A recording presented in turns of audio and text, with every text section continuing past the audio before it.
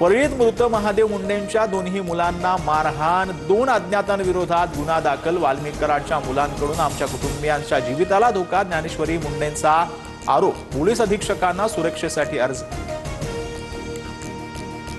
फरार आरोपी कृष्णा आंधळे 3 वेळा गावी येऊन गेला, आमच्या जीवाला धोका। कृष्णा आंधळेला अटक करा। सरपंच संतोष देशमुख हत्या प्रकरणी धनंजय देशमुखांचा धक्कादायक खुलासा। 6 महिन्यात मिळालेली माहिती सीआयडीला दिली।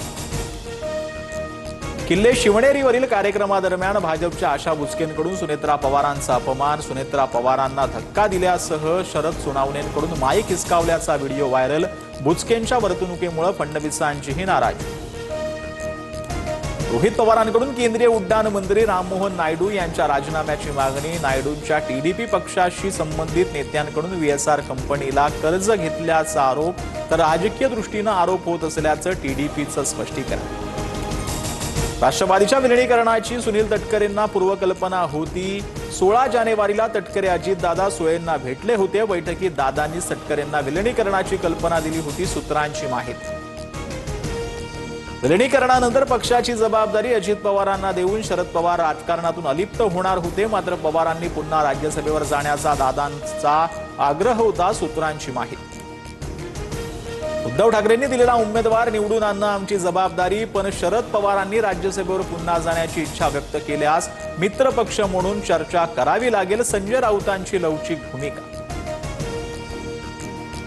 मुख्यमंत्री सौर कृषी वाहिनी योजनेत 10,000 कोटींचा महाघोटाळा। अंबादास दानवेंचा गंभीर आरोप।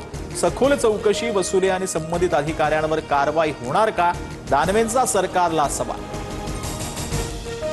विनाकारण हवेत गोळीबार नको, पुरावे द्या। चुकीचं काम होत असल्यास कारवाई होईल। सौर कृषी योजनेत घोटाळा झाल्याच्या आरोपांनंतर नवनाथ बन यांचं दानवेंना प्रत्युत्तर।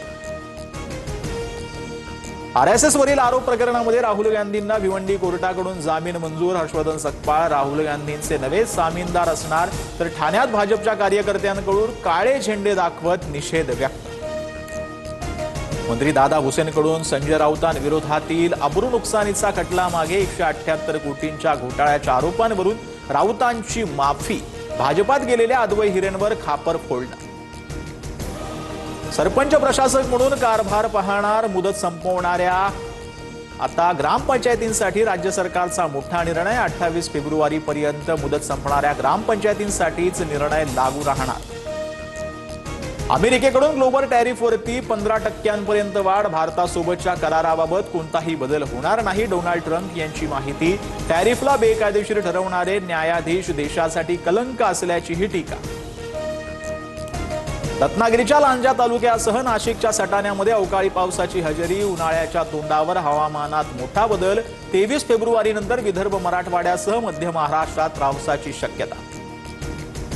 पुण्यात गरीब महिलांना आमिष दाखवून अंड्याशय तस्करी करणाऱ्या 3 महिलांना अटक। मुख्य सूत्रधार महिलेच्या घरातून संशयास्पद इंजेक्शन आणि कागदपत्र जप्त। वैद्यकीय अधिकाऱ्यांशी संपर्क साधल्यानंतर प्रकार उघडकीस।